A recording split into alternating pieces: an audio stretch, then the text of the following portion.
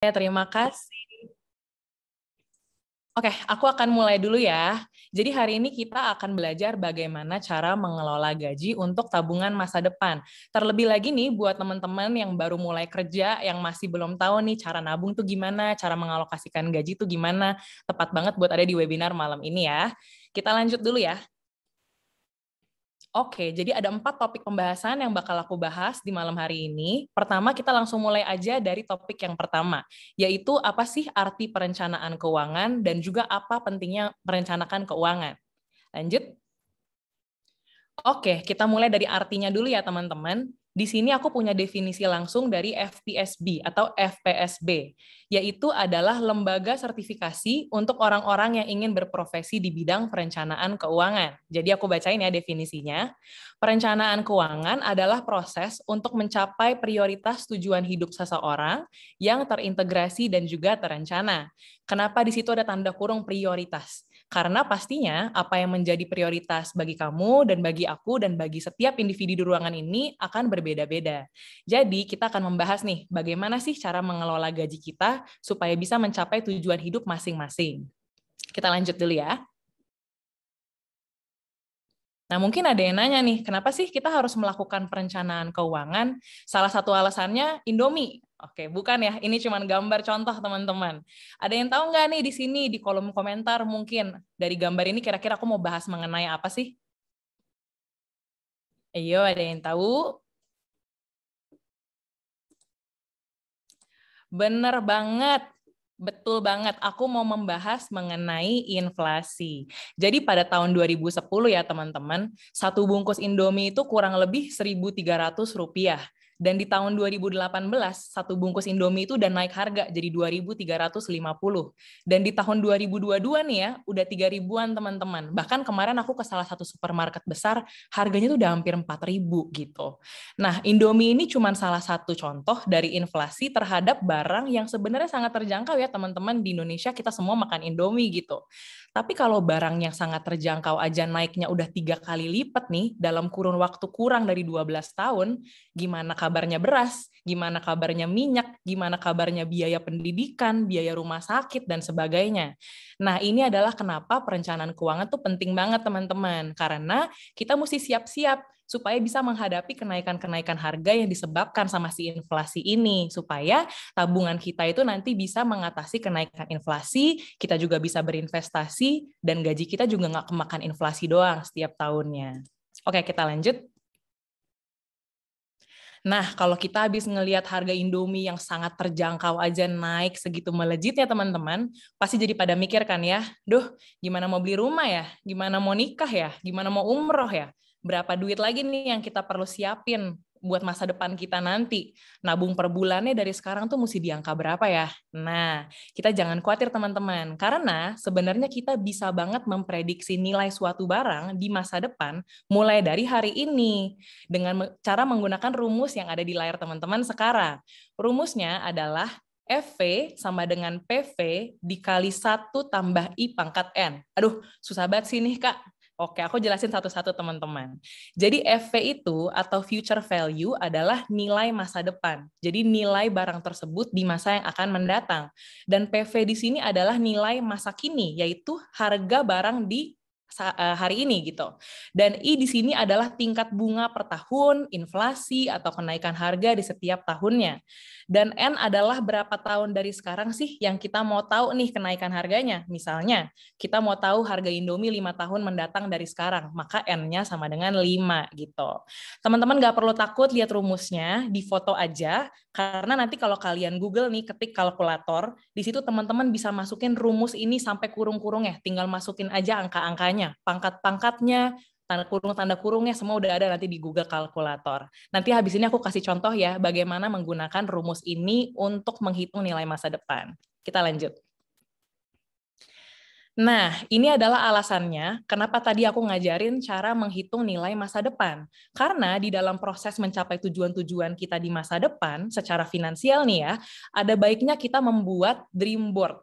sebuah tabel yang berisi keinginan-keinginan kita di masa depan yang kita mau capai nih secara finansial. Dari kiri ke kanan tabel aku akan bahas satu-satu ya.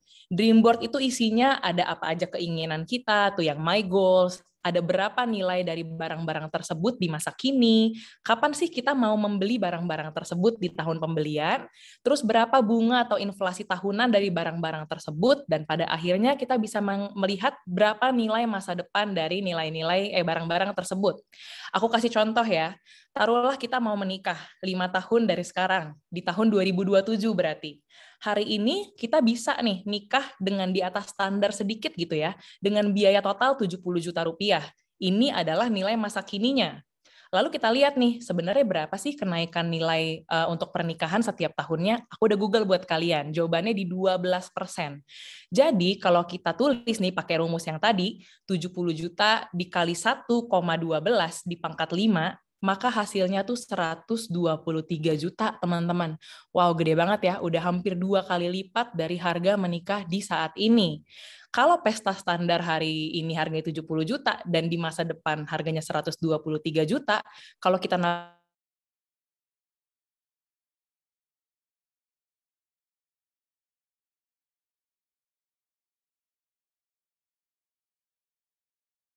bagi lagi 12, karena itu kan per bulan ya, kita mesti sisihin tabungan. Berarti kita mesti nabung 2 juta per bulan selama 5 tahun ke depan, kalau kita mau menikah dengan standar yang relatif sama dengan 70 juta di hari ini. Nah, itu adalah gunanya kita bisa menghitung nilai masa depan. Terus kita bisa ngitung sendiri gitu. Mungkin nggak ya aku menyisihkan 2 juta per bulan selama 5 tahun ke depan? Kalau memang nggak mungkin, jadinya kita bisa atur lagi nih mimpi-mimpi kita, atau mesti kita press sedikit biar agak lebih murah, biar kita bisa mencapai impian-impian tersebut. Gitu. Di sini juga aku ada kasih beberapa contoh ya, seperti rumah. Beli rumah dengan harga 500 jutaan, kalau di hari ini 500 juta, 5 tahun dari sekarang tuh udah 800 juta nih teman-teman. Makanya sering banget dibahas ya di media-media, kaum milenial nih bakal susah memiliki rumah, karena memang inflasi dari rumah itu kenaikan setiap tahunnya itu sangat tinggi. Terus kita selalu mikir, gaji sekarang tuh belum cukup beli rumah, nanti aja deh mikir-mikirnya belakangan gitu kan. Pas kita udah dapat gaji yang cukup, udah keburu naik ini harga rumah, jadi makin nggak kecapai. Itulah alasannya kita memang mesti mempersiapkan diri mulai dari sekarang. Ada beberapa contoh juga kayak kuliah anak, beli motor, umroh yang aku udah hitungin buat teman-teman sekalian. Mungkin bisa dibaca masing-masing sendiri aja ya. Jadi ini adalah sesuatu elemen yang sangat penting ya, membuat My Dream Board untuk masa depan teman-teman. Mudah-mudahan nanti setelah dari webinar ini, kita semua udah bisa bikin My Dream Board untuk masing-masing individu di ruangan ini. Oke, kita mau lanjut dulu ya.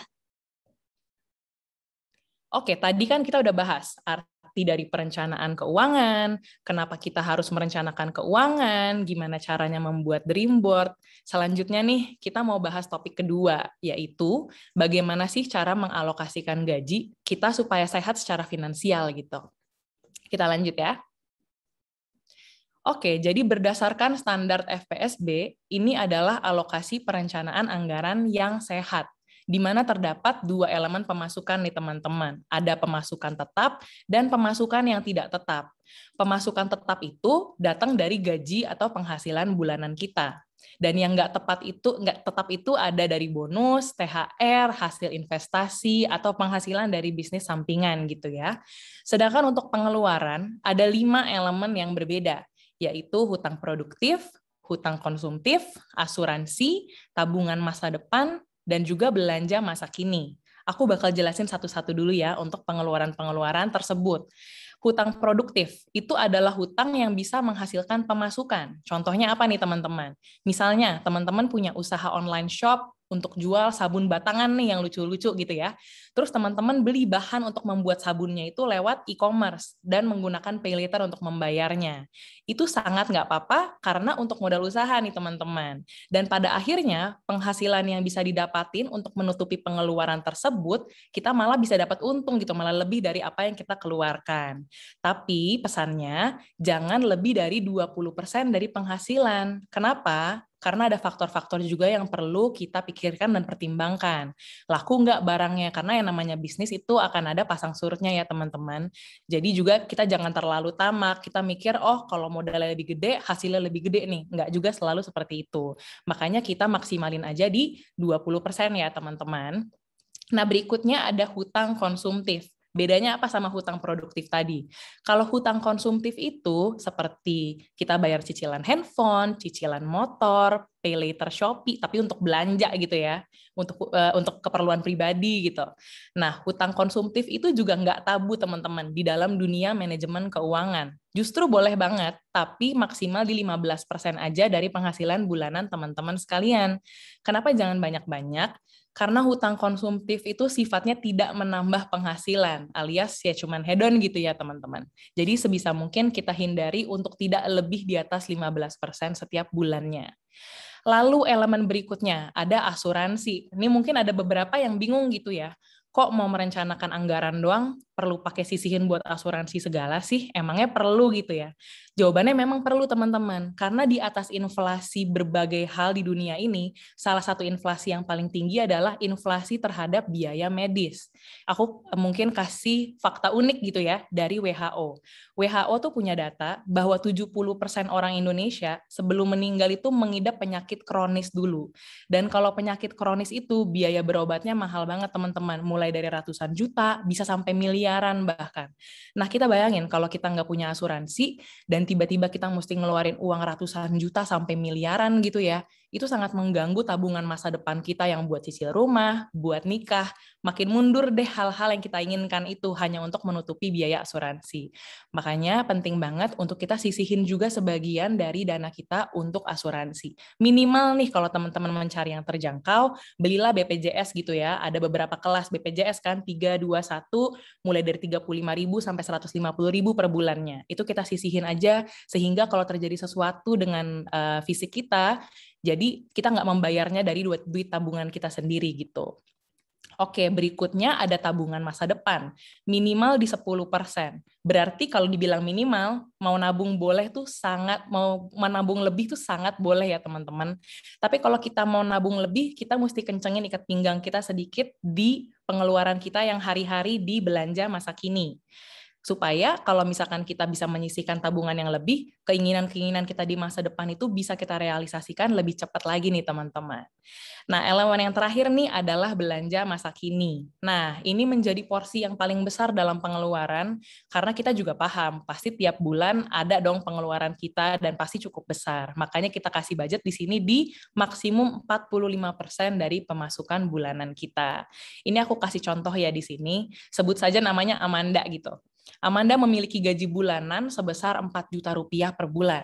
Maka kalau kita kalikan sama persentase-persentase yang di kanan atas, dia bisa berhutang produktif 800.000, konsumtif 600.000, asuransi 400.000, tabungan masa depan 400.000, dan belanja masa kininya 1 juta. Nah nanti kalau Amanda naik gaji ke 5 juta, proporsi rupiahnya itu jangan masih menggunakan yang di contoh kasus, tapi dia mesti menghitung lagi ke pengeluaran-pengeluaran dengan persentase yang baru gitu ya. Jadi kalau nanti teman-teman naik gaji, kalian harus kembali lagi ke perencanaan anggaran ini, kalikan dengan persentase-persentase yang ada, dan disesuaikan dengan gaji yang ada di masa kini gitu ya, supaya nabungnya tuh nanti lebih efisien gitu. Oke, kita lanjut ke pembahasan berikutnya ya. Nah, tadi kan kita udah tahu nih cara mengalokasikan penghasilan. Sekarang aku mau bahas yang nggak kalah penting, yaitu menabung. Nah, siapa nih di sini yang udah lama kerja tapi belum punya tabungan? Jangan angkat tangan, nggak apa-apa. Cukup kita sama Tuhan yang tahu ya, teman-teman. Oke, karena aku di awal-awal berkarir pun mungkin aku cerita dikit, aku juga nggak kenal konsep tabungan di awal-awal aku kerja gitu ya. Selalu semua gaji aku tuh habis buat makan karena menikmati banget gitu. Dan aku selalu bilang sama diriku, nggak apa-apa kok, kamu layak mendapatkan ini, kamu layak makan mahal hari ini. Sampai akhirnya ya memang jadi nggak punya tabungan gitu ya teman-teman. Makanya kita ada di webinar ini supaya jangan ngulangin kesalahan yang udah terjadi sama aku di masa lalu gitu ya. Di sini aku mau bahas mengenai saving ratio atau rasio tabungan. Apakah itu rasio tabungan? Rasio tabungan itu adalah rumus di mana kita membagi tabungan kita dalam setahun, tabungan tahunan, dibagi dengan pendapatan kita yang kita akumulasikan dalam 1 tahun. Dan kalau dibagi nih teman-teman, tabungan tahunan dengan pendapatan tahunan, hasilnya itu harus di atas 10%. Baru teman-teman bisa dibilang sehat secara finansial. Aku contohin lagi pakai Amanda ya. Amanda punya penghasilan bulanan 4 juta rupiah. Berarti pendapatan tahunan si Amanda adalah 4 juta dikali 12 bulan atau 48 juta rupiah per tahun.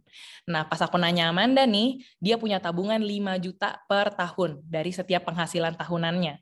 Maka kalau 5 juta tabungan dibagi 48 juta pendapatan tahunan, itu hasilnya 10,4%. Yang artinya Amanda memiliki jumlah tabungan yang sehat secara finansial. Nah, mungkin ada yang nanya nih, Kak, berarti semakin tinggi rasionya, apa iya aku jadi semakin sehat secara finansial? Jawabannya enggak juga, teman-teman. Kalau kita memiliki jumlah tabungan dalam setahun yang udah lebih dari 3-6 kali lipat kebutuhan tahunan kita, di sini aku nggak bisa sebut angka, karena memang kebutuhan tahunan dari setiap individu beda-beda ya, teman-teman. Tapi kalau kita udah punya tabungan melebihi 3-6 kali lipat kebutuhan tahunan kita, itu juga nggak sehat, karena berarti kita punya dana pasif ini terlalu banyak. Jadi kita boleh mulai berpikir gitu untuk mengalokasikannya ke instrumen-instrumen investasi atau mulai coba-coba buka usaha sampingan gitu. Karena kalau kita biarin mendem di bank, sayang banget nih hanya mengandalkan bunga bank setiap tahunnya yang juga nggak terlalu besar. Oke teman-teman, kalau gitu kita lanjut ke pembahasan selanjutnya ya. Tadi kita udah tahu gimana cara alokasi gaji secara sehat. Kita juga udah tahu berapa sih idealnya tabungan yang kita milikin gitu. Sekarang aku mau masuk ke pembahasan berikutnya, yaitu apa aja kesalahan-kesalahan umum dalam manajemen keuangan, sehingga kita bisa terhindar dari kesalahan-kesalahan umum tersebut ya. Lanjut. Yang pertama nih teman-teman, tidak bisa menentukan prioritas, atau bisa juga salah dalam menentukan prioritas dalam hidup. Seorang penulis asal Amerika yang namanya Stephen Covey, dia membuat buku terkenal banget ya teman-teman, yang namanya 7 kebiasaan orang-orang yang sangat efektif. Dia menciptakan sebuah kuadran. Kuadran ini adalah tabel yang teman-teman lihat di layar kalian sekarang ini. Kalau kita lihat di atas tabel secara horizontal ya, ada urgent dan not urgent, atau dalam bahasa Indonesia itu mendesak atau tidak mendesak. Jadi kita bisa ngelihat dari sisi urgensinya sebenarnya. Buru-buru banget nggak sih? Mendesak banget nggak sih nih? Dan kalau kita lihat secara vertikal, teman-teman, kita bisa lihat di tabel ada important atau not important, alias penting atau enggak sih. Nah, di sini kita bisa ngelihat nih di kotak-kotak ini ada 4 kuadran yang dibagi sama Stephen Covey. Dari kuadran 1 sampai kuadran 4. Aku mau bahas satu-satu ya. Di kuadran 1, kita bisa lihat itu penting dan juga mendesak. Contohnya ada makanan, karena ya memang makanan itu kebutuhan pokok, tiap hari kita harus makan, jadi memang kita harus utamakan itu. Di kuadran kedua, yaitu tidak mendesak sih, tapi penting gitu. Contohnya mau menikah, mau beli rumah, ini juga menjadi sebuah prioritas. Dan ini menjadi prioritas kedua, karena kita harus memenuhi kebutuhan-kebutuhan pokok kita dulu, barulah kita nabung buat si kuadran kedua.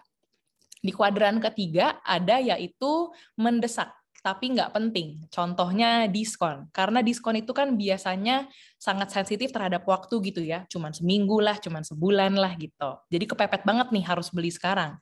Tapi sebenarnya kita mesti tanya, barangnya penting nggak sih? Kalau kita cuman belanja karena ngejar diskonnya, itu masuk ke kuadran ketiga, yaitu tidak penting namun mendesak.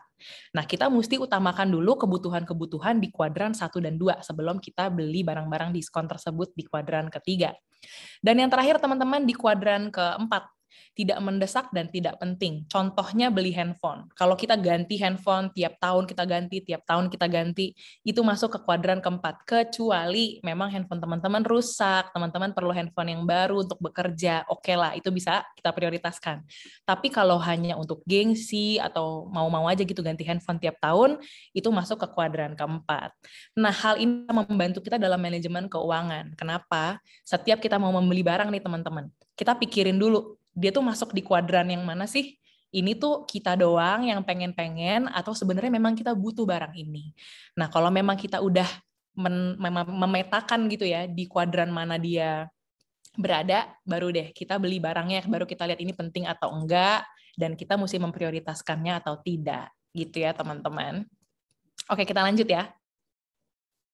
Kesalahan umum yang kedua itu adalah tidak punya dana darurat, teman-teman. Tabungan tadi yang kita bahas sama dana darurat merupakan dua hal yang berbeda nih, teman-teman.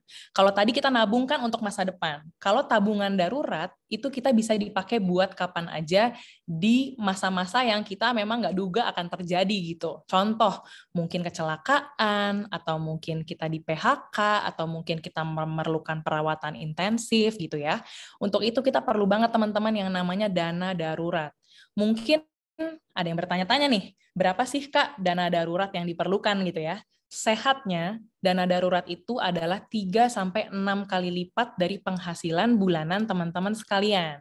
Kenapa 3-6 bulan gaji? Karena kalau sampai amit-amit nih ya, terjadi sesuatu terhadap pekerjaan kita, misalkan kita di PHK, atau ada kecelakaan yang membuat kita tidak bisa mencari nafkah gitu 3-6 bulan ke depan gitu ya. Kita masih punya cukup biaya untuk menyambung hidup dengan standar hidup bulanan kita yang sudah biasa gitu. Dan biasanya kenapa 3-6 bulan? Karena 3-6 bulan ini biasanya waktu yang cukup sehingga kita punya cukup waktu untuk mencari pekerjaan baru atau sembuh dari perawatan intensif. Makanya di sini direkomendasikan 3-6 kali lipat gaji bulanan untuk dana darurat. Jadi jangan lupa untuk nabung ya teman-teman buat dana darurat juga. Oke, kita lanjut ya. Kesalahan yang ketiga. Aku rasa nih yang di foto ini kayaknya banyak nih yang ngalamin di sini. Aku juga dulu di awal-awal terbitnya pay later di bumi ini, aku pun juga pernah mengalami gitu ya apa yang ada di foto ini. Kesalahan berikutnya nih adalah terlalu banyak menggunakan pay later, pinjaman online atau pinjol, atau instrumen hutang lainnya nih teman-teman.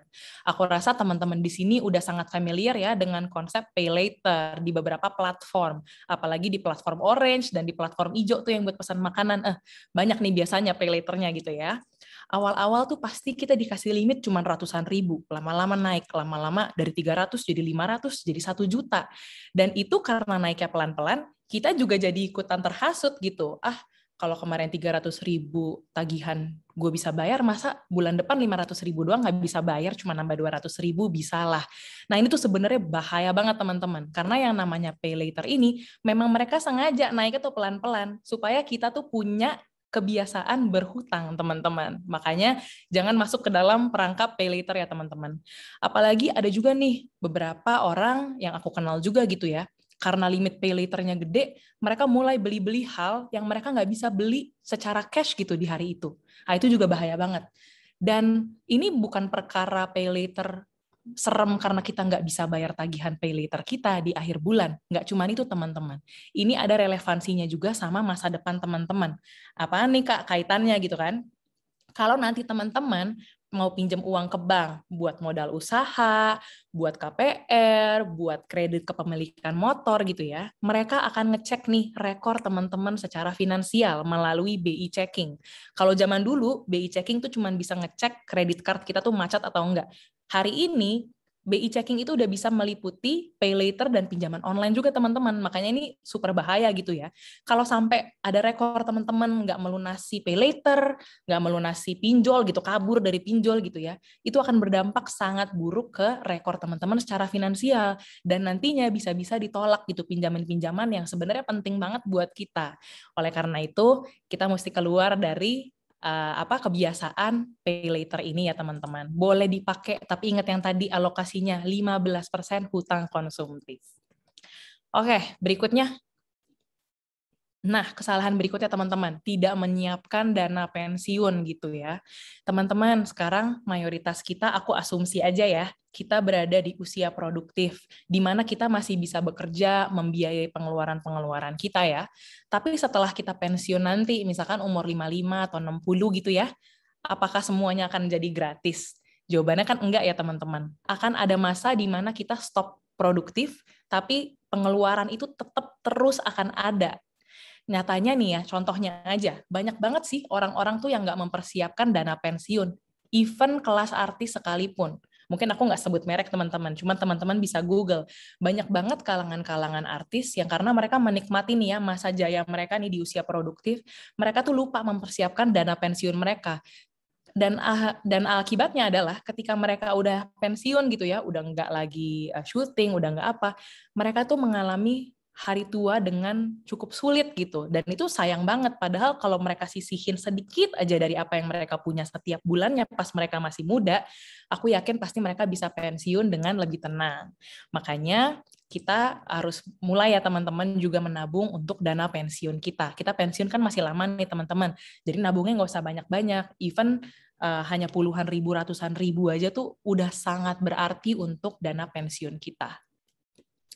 Oke, dan yang terakhir, kesalahan yang terakhir nih ya, adalah tidak memiliki atau mentaati rencana anggaran. Kalau dibilang tidak memiliki, sekarang udah nggak boleh lagi ya teman-teman. Karena kan tadi teman-teman udah lihat gimana sih cara membuat rencana anggaran. Sekarang PR-nya tinggal mentaati rencana anggaran yang sudah teman-teman bikin tadi gitu ya. Nah, teman-teman, kalau kita tadi udah belajar gimana cara mengalokasikan gaji dengan baik, membuat dream board, cara menabung, itu jangan lupa dilakukan ya teman-teman, dan ditaati. Jangan dinegosiasi juga nih persentasenya. Misalkan, bulan ini tabungan masa depannya jangan 10% deh. Kayaknya 5% aja, soalnya mau beli motor dulu. Ntar bulan depan janji deh 5% yang dari bulan lalu kita tambahin. Kalau kita udah nggak taat satu kali, biasanya kita akan melakukan kebiasaan itu berkali-kali. Jadi stop mencari alasan untuk membeli hal-hal yang memang kita nggak penting gitu ya. Dan ingat ya teman-teman, semua mulai dari kebiasaan. Kalau kita biasanya menabung, maka nanti ke depannya akan gampang gitu ya. Jangan mempunyai kebiasaan tidak mentaati rencana anggaran, nanti akan juga kebablasan gitu teman-teman. Oke, berikutnya terakhir nih, ini topik terakhir sebelum aku tutup webinar hari ini. Aku mau bahas sedikit aja mengenai investasi. Karena tadi aku sempat sebutin kelebihan tabungan dan menabung dana pensiun itu kita bisa lakukan juga dengan mengalokasikannya ke instrumen investasi, teman-teman. Coba kita cek ya, investasi apa sih yang cocok buat setiap teman-teman? Yuk, lanjut. Oke, kalau kita ngelihat tabel di atas ini, di bagian horizontal nih teman-teman yang melintang ya, ada 3 tipe, konservatif, moderat, dan juga agresif. Apa itu profil resiko? Profil resiko tuh menggambarkan tingkat toleransi seorang individu terhadap resiko investasi. Beberapa orang ada yang takut uangnya hilang atau gimana. Jadi mereka tuh menginginkan investasi instrumen yang lebih konservatif gitu. Beberapa pengen yang lebih agresif dan pengen dapetin hasil investasi yang lebih tinggi. Maka mereka adalah tipe-tipe yang agresif. Dan sama sekali nggak ada salahnya teman-teman. Mau konservatif, moderat, agresif, itu kembali ke individu teman-teman ya. Jadi tidak ada yang salah dengan menjadi investor tipe manapun gitu. Kalau memang kamu tipe individu yang ketika berinvestasi nih sibuk gitu ya ngeliatin portfolio nih setiap menit, aduh merah atau hijau ya, merah atau hijau ya. Kalau kamu ngeliat nih sehari udah bisa 3 kali nih lihat handphone gitu ya ngeliatin portfolio, kemungkinan besar kamu adalah tipe investor yang konservatif. Orang-orang yang konservatif biasanya lebih cocok berinvestasi di tabungan, deposito, emas, dan juga obligasi. Saranku untuk saat ini teman-teman, boleh coba beli emas untuk orang-orang yang tipenya konservatif ya teman-teman. Oh ini ada yang komen bergantung pada candle. Aduh bener banget ini. Makanya kalau misalkan kita memang nggak bisa nggak ngelihat handphone merhatiin candle mulu, padahal tuh candle juga nggak akan berubah. Maksudnya ya dia berubah tapi tidak akan signifikan. Kalau kita lagi loss, harusnya kita merem gitu kan. Nah kalau kita nggak bisa merem kan berarti kita tipe yang konservatif. Nah aku saranin, coba deh beli emas. Karena sekarang di e-commerce dan di mall-mall tuh banyak banget nih booth-nya Antam lah, booth-nya apalah. Kalian tuh bisa beli emas mulai dari 0,1 gram saja. Dan itu murah teman-teman, harganya cuma ratusan ribu. Dan harga emas 5 tahun terakhir itu udah mengalami kenaikan 50-60% ya teman-teman. Jadi bagus banget buat teman-teman yang konservatif. Dan kalau emas, itu kalian bisa gampang beli dan gampang juga dijual teman-teman. Beda sama deposito yang punya tanggal jatuh tempo. Kalau nanti kalian perlu keperluan mendesak, mau dicairin semena-mena kapan aja, jadi nggak bisa di deposito. Tapi kalau di emas, kita bisa langsung jual aja nih teman-teman. Nah, berikutnya aku mau bahas individu yang tipe moderat. Orang-orang yang kalau ngelihat hasil investasinya naik turun ya, asal nggak ekstrim-ekstrim banget lah ya naik turunnya, masih nggak sport jantung lah dia. Nah, tipe-tipe moderat ini cocok banget berinvestasi di reksadana. Kalau kalian masih belum paham dengan konsep reksadana nih ya teman-teman, di masa milenial sekarang tuh banyak banget aplikasi investasi yang mudah digunakan. Contohnya, sebut saja Bubut gitu ya. Aplikasi yang warna hijau putih sering seliweran di TikTok teman-teman tuh lagi iklan banyak. Nah, sebut aja tuh si Bubut. Nah, si Bubut ini kalau kalian bikin akun, mereka akan kasih pertanyaan. Dari pertanyaan-pertanyaan itu bisa menentukan profil resiko teman-teman dan kalian juga akan diajarin kayak, oh, kalau kalian adalah tipe investor yang moderat, baiknya sekian persen di reksadana pasar uang, sekian persen di reksadana apa, dan segala macam gitu teman-teman. Jadi nggak perlu dipikirin susah-susah, yang penting niat investasinya ada teman-teman. Karena kalau nggak ngerti apa nggak ngerti di zaman ini, aduh informasi banyak banget tersedia teman-teman. Dan yang terakhir adalah investor tipe agresif. Ini adalah jenis individu seperti aku teman-teman, aku juga adalah seorang investor yang agresif gitu ya, yang sudah paham betul bahwa konsepnya investasi itu jangan ditengokin setiap hari. Kita masukin uang hari ini itu untuk keperluan kita 5 tahun atau 10 tahun dari sekarang.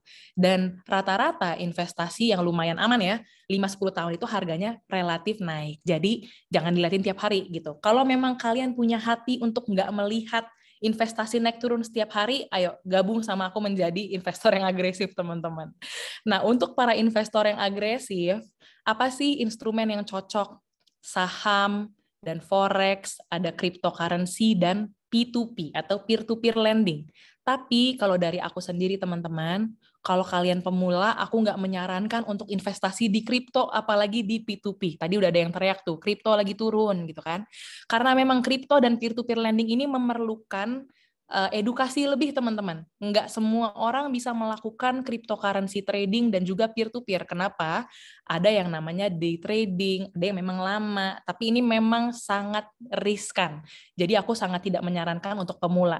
Cuman kalau memang kalian sudah punya dasar untuk trading, di instrumen-instrumen tersebut, ya mereka available gitu ya, memang kalau kita mau, oke? Dan pesan aku dari semua instrumen investasi yang ada, jangan taruh semua telur kita di keranjang yang sama. Nanti kalau keranjangnya jatuh, pecah semua tuh telur. Maksudnya, kalau kita mau investasi, juga jangan di satu tempat aja. Make sure kita ada diversifikasi portfolio juga, sehingga kalau memang terjadi sesuatu sama salah satu instrumen investasi kita masih punya yang lain untuk mensupport kita. Oke, gitu aja teman-teman materi sharing dari aku buat hari ini. Semoga bermanfaat ke depannya dalam kehidupan teman-teman. Terima kasih dan selamat malam. Oke, terima kasih banyak Kak Alvina atas pemaparan materinya. Pasti teman-teman semua di sini udah pada tahu dong gimana caranya mengelola gaji dari mulai mengetahui mana yang penting, mana yang enggak, sampai diajarin juga cara menghitungnya untuk menghitung keperluan sehari-hari dan juga gimana caranya berinvestasi dan mana yang cocok untuk teman-teman. Wah, luar biasa banget ya. Mungkin kita bisa lanjut aja nih langsung ke sesi tanya jawab karena udah banyak banget nih yang mau nanya ke Kak Alvina. Tapi sebelum itu aku izin untuk share screen dulu ya. Oke. Untuk pertanyaan pertama itu ada dari Kak Rima Melati. Kak, apakah generasi sandwich yang punya gaji di bawah UMR masih bisa menabung untuk masa depan? Karena yang dihidupi bukan hanya diri sendiri, namun juga keluarga, yakni orang tua dan adik-adik. Makasih, Kak. Oke, terima kasih Rima Melati atas pertanyaannya. Aku bisa relate banget karena milenial ini sering banget memang dijuluki generasi sandwich gitu ya, di mana gaji kita udah di bawah UMR, tapi kita masih perlu membiayai banyak hal gitu. Menurut aku, ada sesuatu yang kita perlu fokusin gitu ya, bahwa hidup kita, biarpun sebagai generasi sandwich, kita juga punya kehidupan kita masing-masing.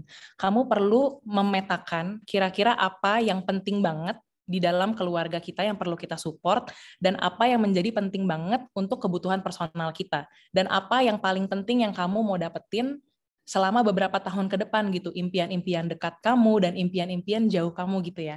Jadi sangat penting untuk kita bisa memetakan, jangan juga beban-beban yang kurang penting dari keluarga kita paksakan gitu untuk mempress down kebutuhan personal kita. Jadi menurut aku, apakah gaji di bawah UMR masih bisa menabung?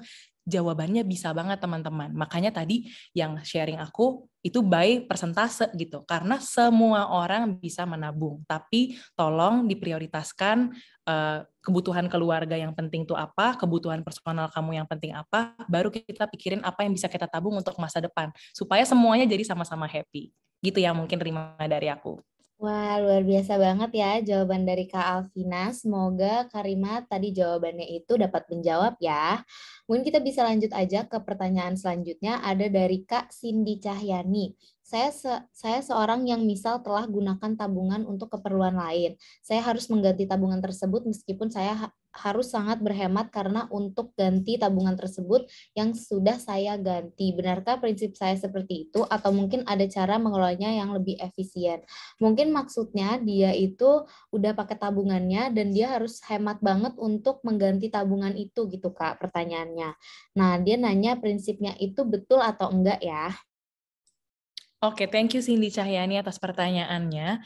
Prinsip kamu itu sebenarnya benar ya. Kalau tabungan itu udah kita pakai, kita harus kembalikan lagi kepada porsinya masing-masing. Tapi dalam prioritas, apakah kita harus merelakan kebutuhan hari-hari kita hanya untuk menabung? Jawabannya juga enggak. Tetap aja kebutuhan-kebutuhan kamu yang ada di kuadran 1 dan 2, coba penuhin dulu sebelum kita mau ngembaliin tabungan. Karena pasti ada aja gitu ya masa-masa mungkin kita dapat THR, mungkin kita lagi dapat bonus, kamu bisa nabung lebih banyak gitu. Jadi jangan paksain dari bulanan kamu, karena akan ada aja momentum-momentum di mana kita dapat variabel pemasukan yang kita bisa alokasikan lebih untuk itu. Jadi gitu ya, jangan mengorbankan kebutuhan personal kamu hanya untuk mengembalikan tabungan, tapi kamu jadi kecekek gitu. Jadi tenang-tenang aja, santai-santai aja, selama kamu yakin kamu bisa mengembalikan tabungan kamu ke posisi semula gitu. Thank you. Terima kasih banyak Kak atas jawabannya. Semoga Kak Cindy tadi jawabannya itu menjawab ya. Kita bisa lanjut lagi ke pertanyaan selanjutnya. Ada dari Kak Dewi Ekawati. Bagaimana mengelola keuangan yang pendapatannya tidak tetap setiap bulannya? Karena saya posisinya wirausaha, jadi pendapatannya masih fluktuatif. Bagaimana supaya konsisten menabung jumlah yang sama terus tiap bulan dan apa investasi terbaik? Terima kasih Kak. Baik, terima kasih Dewi Ekawati atas pertanyaannya. Kalau menurut aku, kalau kamu memang tidak mendapatkan penghasilan yang tetap setiap bulannya, kita bisa melihat secara historis gitu ya. Selama 12 bulan ke belakang, penghasilan bulanan kamu tuh kira-kira di angka berapa sih? Bisa kamu rata-ratakan, misalkan 2 juta, 3 juta gitu ya. Jadi itu aja yang kita pakai jadi landasan, kita kalikan ke persentase yang tadi, berapa aja kira-kira yang perlu kita tabung, yang perlu kita pakai, yang boleh digunakan sebagai hutang produktif dan hutang konsumtif gitu ya. Kamu rata-ratakan dulu penghasilan kamu 12 bulan terakhir untuk tahu berapa yang perlu kamu tabung setiap bulannya. Dan untuk kamu, karena memang penghasilannya itu tidak tetap gitu ya setiap bulannya, aku rekomendasiin untuk investasi di emas. Sehingga kalau memang kamu nanti butuh uang mendadak atau perlu mencairkan secara cepat, gampang banget buat jualnya dan gampang banget juga buat belinya. Kalau kamu lagi lebih, kamu beli aja yang lebih gitu loh. Misalkan biasanya kamu setiap bulan cuma beli 0,5 gram gitu. Tapi lagi dapat pemasukan lebih banyak ya kamu beli 0,7 gitu. Jadi sangat bisa fleksibel dan diatur dan mudah dicairkan. Gitu. Thank you. Oke, terima kasih Kak atas jawabannya. Mungkin kita bisa lanjut lagi ke pertanyaan selanjutnya dari Kak Alwardi Harahap. Bagaimana jika dalam kondisi darurat ada pengeluaran yang tidak disangka-sangka yang melebihi dana darurat yang disimpan? Apakah sehat menggunakan tabungan atau justru lebih baik berhutang? Oke, terima kasih banget Alwardi Harahap atas pertanyaannya. Oke, jadi jika di dalam kondisi darurat dan itu melebihi dana darurat yang sudah disimpan, ada baiknya kita menyisihkan sebagian dari tabungan kita. Tapi kamu hitung dulu nih, misalkan tabungan ini sebenarnya tabungan buat apa sih? Tabungan buat beli rumah gitu. Contoh ya, contoh tabungan buat beli rumah. Kalau memang untuk beli rumah, masih ada opsi-opsi lain yang bisa kamu lakukan kalau itu tidak bisa digapai dalam waktu dekat. Kamu masih bisa ngekos, kamu bisa ngontrak gitu ya. Jadi belum selesai belum terlalu parah gitu kalau kita keluarin tabungan itu untuk membiayai dana darurat ini. Karena hal-hal yang menjadi tujuan dari tabungan itu sebenarnya masih bisa digeser kok. Kita ngontrak dulu aja, kita ngekos dulu aja gitu ya. Tetapi kalau tujuan tabungan kamu itu sudah tidak bisa lagi di mundur-mundurin, misalkan mau nyekolahin anak gitu ya. Mau nyekolahin anak kan kamu mesti bayar uang pangkalnya di depan. Dan nggak bisa juga kamu mundurin gitu. Oke, itu mungkin kamu bisa berpikir untuk berhutang. Tapi again, aku tidak menyarankan berhutang besar. Berhutanglah sesuai dengan apa yang menurut kamu bisa kamu bayar setiap bulannya yang tidak lebih dari 15% dari gajimu. Atau lebih sehatnya lagi, kita coba dulu pakai tabungan sebisa mungkin, dan yang nggak bisa ditutup, baru kita pikirin hutang. Jadi hutang ini benar-benar terakhir deh, jangan dipikirin dulu ada. Kalau kamu memang belum tidak bisa mencari jalan keluar dari tabungan yang harus dipakai, baru itu kayak sedotan benar-benar terakhirnya gitu. Oke, terima kasih Kak atas jawabannya. Kita bisa lanjut ke pertanyaan selanjutnya nih dari Kak Kevin Phillips Tanamas. Mana yang harus lebih dibeli, liabilitas atau aset jika kita baru memulai investasi pertama? Oke, thank you Kevin atas pertanyaannya. Sebenarnya ini kembali lagi beda-beda dengan tergantung dari profil resiko masing-masing orang. Cuman untuk aku sendiri, aku saranin untuk pertama kali itu adalah untuk membeli aset dulu. Karena aset hari gini kita bisa nabung dengan sangat murah gitu ya. Secara liabilitas nggak semuanya affordable. Jadi karena emas aja kita bisa beli hanya ratusan ribu, aku akan sugestikan untuk membeli aset dulu, terlebih lagi aset-aset yang harganya masih terjangkau di ratusan ribu, seperti emas 0,1 gram gitu. Terima kasih. Oke, terima kasih banyak Kak atas jawabannya. Nah, sebenarnya di dalam PPT ini tuh aku cuma sampai sini aja masukin pertanyaannya, tapi ternyata di form pertanyaan itu tuh udah banyak banget nih pertanyaan. Mungkin aku bisa kirim melalui kolom chat ya. Jadi Kak Alvina bisa baca melalui kolom chat. Jadi ada pertanyaan dari Kak Tia Cahya Nurani. Izin bertanya Kak, sekarang ini kan banyak nih tersedia uang digital seperti aplikasi Dana, mobile banking, dan lain-lain karena terkesan simpel, mudah, dan aman. Sehingga banyak orang yang tertarik menggunakannya. Nah, pertanyaan saya, akan tetapi uang digital ini lebih berdampak boros karena kita bisa melakukan transaksi dari HP, sedangkan HP selalu dibawa kemana-mana. Bagaimana ya Kak solusinya? Terima kasih. Oke, ini mungkin bisa berguna buat kalian juga ya. Jadi aku tuh kalau ditawarin pay later limit, itu kan kita ada beberapa yang kita bisa setting. Jadi misalkan kita dikasih pay later limit 2 juta, kita tuh bisa turunin pay later limitnya jadi berapa aja yang kita mau. Contoh, aku tuh dapat pay later limit dari Gojek 2 juta, aku set ke 100 ribu. Jadi memang supaya aku nggak pakai-pakai. Jadi beneran aku di Gojek tuh nyaris nggak bisa beli apa-apa kalau mau traktir orang banyak gitu ya. Cuman bisa buat diri aku sendiri aja cuma 100 ribu gitu. Dan yang satu lagi, kalau untuk digital wallet yang lain, aku tuh udah porsiin setiap bulannya. Jadi aku nggak top up ketika mau beli, tapi aku udah alokasikan budget khusus untuk men-top up digital wallet ini setiap bulannya. Misalkan OVO gitu ya, aku udah porsiin 300 ribu, terus GoPay, aku udah porsiin 150 ribu. Dengan seperti itu, kita terkontrol gitu ya. Jadi sangat tidak menyarankan untuk top up sebelum beli, karena emang itu aku sangat mengerti banget ya, itu akan merusak segala macam tabungan dan pemikiran kita yang memang kita udah rencanain gitu ya. Jadi ada baiknya alokasikan aja di awal bulan ketika kita dapat gaji, kita udah alokasikan ke pundi-pundinya masing-masing gitu, supaya kita nggak tertarik untuk top up lagi. Wah, jadi gitu ya guys. Kalau misalnya mau isi e-wallet itu mendingan di awal bulan ya Kak. Jadi nggak setiap mau beli masukin terus gitu. Oke, terima kasih Kak atas jawabannya. Selanjutnya ada pertanyaan dari Kak Anissa Syifa Mazida. Bagaimana kalau kita mengalami kegagalan investasi dan kita menjadi trauma terhadap investasi? Apakah kita harus tetap melakukan investasi untuk tabungan masa depan? Oke, terima kasih Anissa atas pertanyaannya. Jawabannya, kalau aku bisa sharing sedikit, investasi pertama kali aku melakukan investasi itu pastinya ada yang rugi dan ada yang untung gitu ya. Dan itu salahku juga, karena tadi aku udah kasih tahu kalian, aku itu adalah investor yang agresif gitu. Jadi memang beberapa dari investasi aku ini memang harusnya hasilnya tuh tinggi banget, tapi ya resikonya sama tingginya sama hasilnya gitu ya. Dan apakah itu membuat aku jadi trauma? Iya, jujur, aku dulu di awal-awal juga pernah mengalami trauma terhadap investasi. Saran aku, kalau memang kita udah gagal investasi dan kita menjadi trauma, coba geser dikit ke yang lebih aman-aman aja. Contohnya tadi emas gitu ya. Kita nggak usah coba-coba main di ranah-ranah yang saham, yang forex gitu, yang menurut kita emang kita nggak siap gitu loh untuk menghadapi realita bahwa itu akan fluktuatif gitu. Jadi buat aku, apakah tetap harus investasi? Jawabannya iya, karena sayang banget nih kalau memang penghasilan kita hanya tertelan sama inflasi setiap tahun gitu. Kasihan banget yang udah kerja capek-capek teman-teman. Jadi tetaplah berinvestasi, tapi coba turun dari profil risiko agresif ke yang lebih konservatif gitu. Thank you. Oke, terima kasih banyak Kak atas jawabannya. Kita bisa lanjut ke pertanyaan selanjutnya dari Kak Fauzan Abdul Wahid. Ada 2 pertanyaan nih Kak. Gimana pendapat Kakak jika tabungan aku pecah untuk membuka usaha? Dan apakah baik juga dan hasil keuntungannya aku investasikan?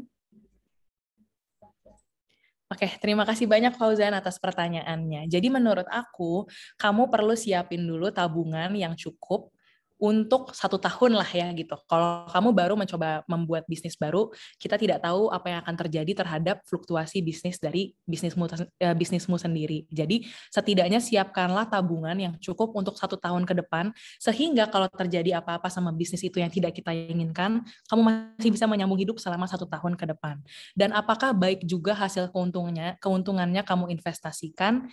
Iya, hanya sebagian, tapi tidak semuanya ya. Tentunya kalau dari penghasilan, kita mesti pikirin lagi nih, apa yang menjadi pengeluaran harian kita. Karena kan kalau dalam berbisnis, beda sama orang terima gaji dari kantor gitu ya. Kalau terima gaji dari kantor, ya udah kita tinggal pakai. Cuman kalau kita terima penghasilan dari usaha kita mesti pikirin nih, bulan depan kita mau produksi berapa banyak ya, sisihin dulu nih buat modal, buat bayar gaji karyawan, buat keperluan bayar tagihan listrik, tagihan air gitu ya.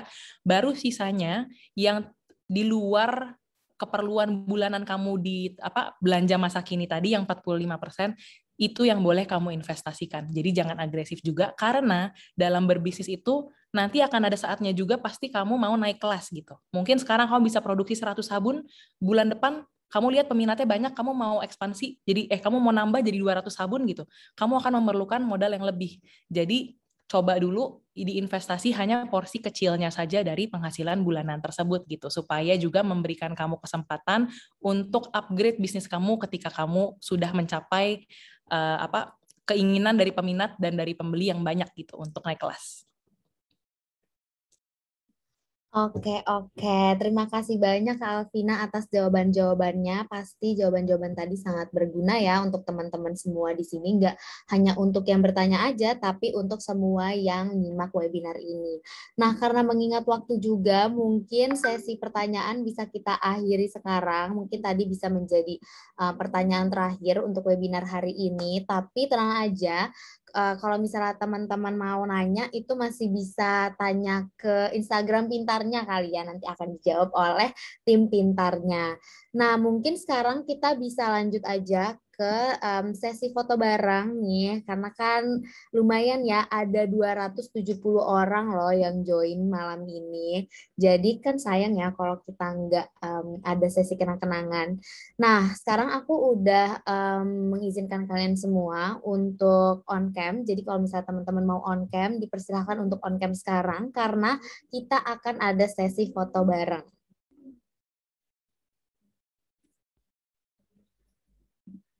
Oke, mungkin untuk slide pertama kita bisa foto dulu ya.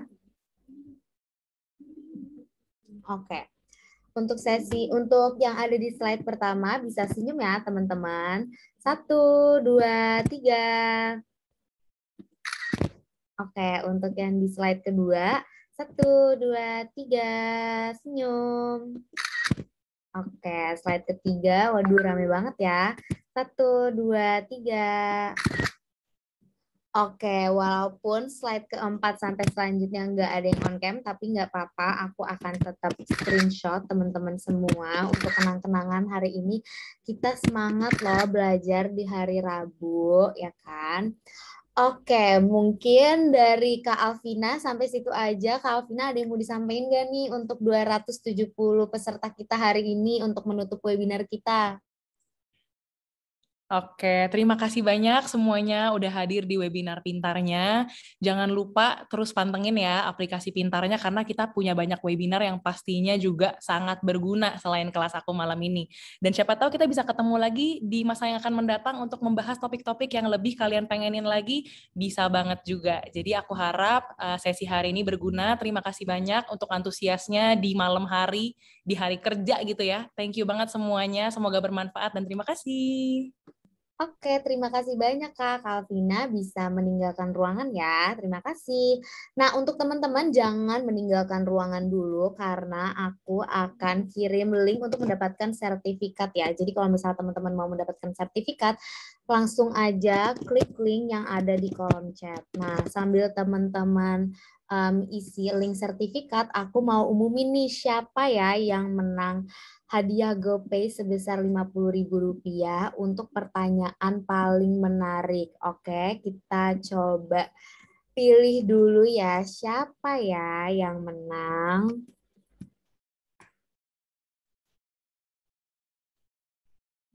Oke, teman-teman. Oke, jadi pemenang pertama ada dari Kak Rahmi Namira Putri. Selamat Kak Rahmi Namira Putri, nanti hadiahnya akan kami hubungi melalui WhatsApp ya teman-teman. Dan pemenang selanjutnya adalah, siapa ya pemenang selanjutnya?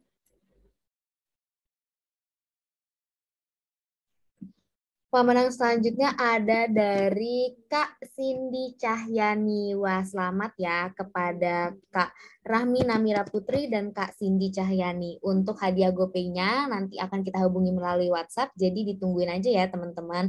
Nah, untuk teman-teman yang belum beruntung nih mendapatkan hadiah GoPay sebesar Rp50.000, tenang aja karena webinar pintarnya itu akan ada di setiap minggunya. Jadi teman-teman kalau misalnya mau berburu hadiah GoPay ini bisa ikutan webinar pintarnya setiap minggunya di hari Rabu atau hari Sabtu. Atau bisa satu minggu itu hari Rabu dan Sabtu. Jadi pantengin aja terus Instagram pintarnya dan aplikasi pintarnya. Nah buat teman-teman juga yang hari ini belum beruntung untuk mendapatkan hadiah GoPay sebesar Rp50.000 untuk pertanyaan menarik, teman-teman ingat kan tadi di awal aku udah umumin kalau misalnya teman-teman menyimak webinar ini sampai habis, dan teman-teman itu screenshot webinar ini dan share di Instastory, teman-teman bisa mendapatkan hadiah GoPay sebesar Rp25.000 untuk 2 orang pemenang. Jadi nanti total hadiahnya ada Rp50.000. Jadi masing-masing itu mendapatkan Rp25.000. Jadi kalau misalnya tadi teman-teman udah nyimak nih dan ada yang screenshot, jangan lupa untuk di-share ke Instagram karena nanti teman-teman siapa tahu bisa mendapatkan hadiah GoPay sebesar Rp25.000 untuk masing-masing pemenang. Oke, teman-teman. Nah, mungkin webinar pintarnya untuk malam ini sampai sini aja. Terima kasih banyak untuk teman-teman semua yang sudah hadir hari ini dan teman-teman juga aktif banget nih aku lihat di kolom chat dan aktif banget untuk bertanya, dan sebelumnya mohon maaf kalau misalnya banyak pertanyaan yang belum terjawab dan semoga pertanyaan-pertanyaan tersebut dapat terjawab di kesempatan lainnya. Terima kasih semuanya. Bye.